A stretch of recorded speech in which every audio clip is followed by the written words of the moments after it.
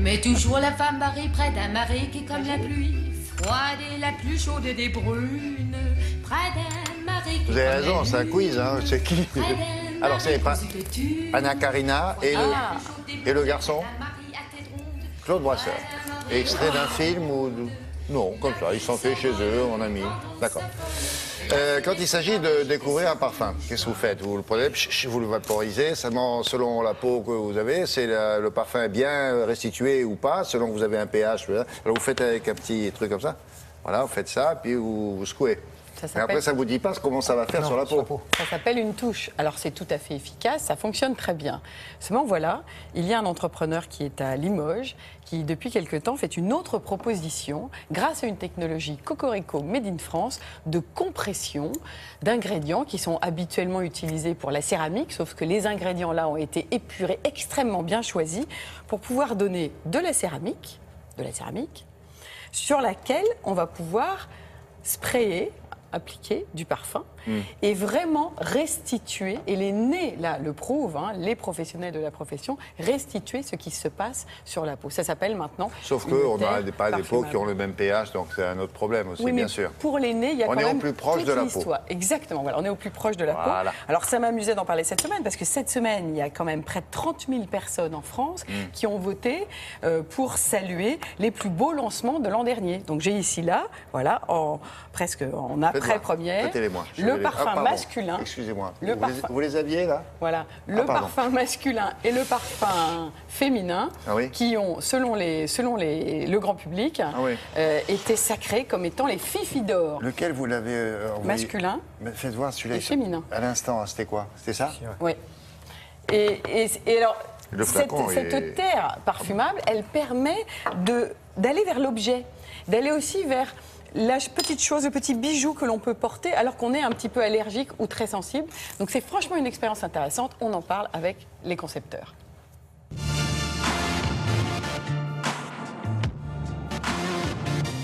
On peut trouver dans les céramiques des matériaux poreux qui vont donc absorber le parfum lorsque on va l'appliquer dessus. Mais ces matériaux-là ne vont pas être capables de restituer les parfums sans les dénaturer parce qu'ils contiennent des éléments organiques ou des métaux lourds qui vont agir sur les molécules du parfum. Donc notre travail a été de mettre au point cette matière qui va permettre de restituer ces parfums sans les dénaturer. La recette, ça consiste à prendre des matériaux purs, à les préparer, les assembler et ensuite, avec des outillages en acier, à les mettre à une pression très importante. Puis ensuite à les cuire dans un four à très haute température, ce qui va donner un objet fini avec ses caractéristiques recherchées. La différence avec une touche à sentir, c'est que vous allez avoir avec une touche à sentir une note instantanée assez forte qui s'appelle essentiellement les notes de tête. Avec la céramique qui a une courbe d'évaporation beaucoup plus lente, vous allez pouvoir accéder à l'ensemble des notes du parfum, on appelle ça le porté, un petit peu comparable à celle que vous avez sur la peau.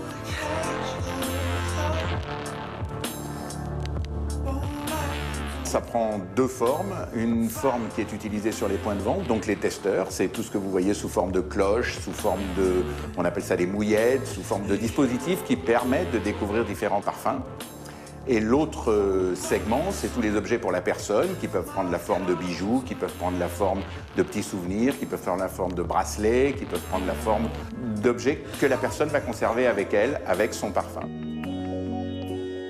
L'odorat est tellement lié à l'émotionnel que le fait d'avoir ce parfum sur un objet qui est élégant, qui est beau, dont le toucher est apprécié, donne une autre dimension.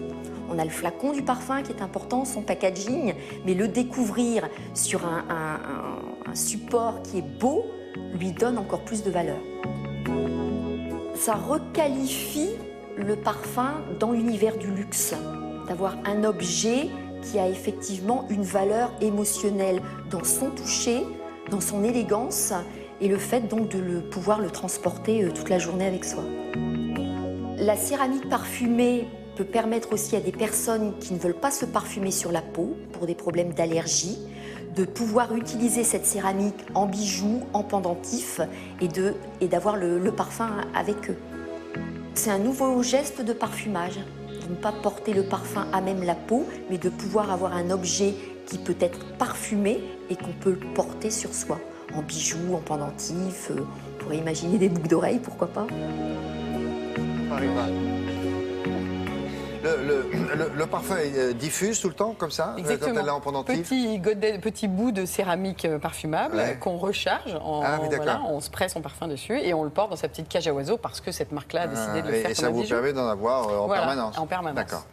Très bien, merci beaucoup, Laurence. Avec Grégoire Tournon, on va s'intéresser à ce qui s'est passé, qui va se passer le 26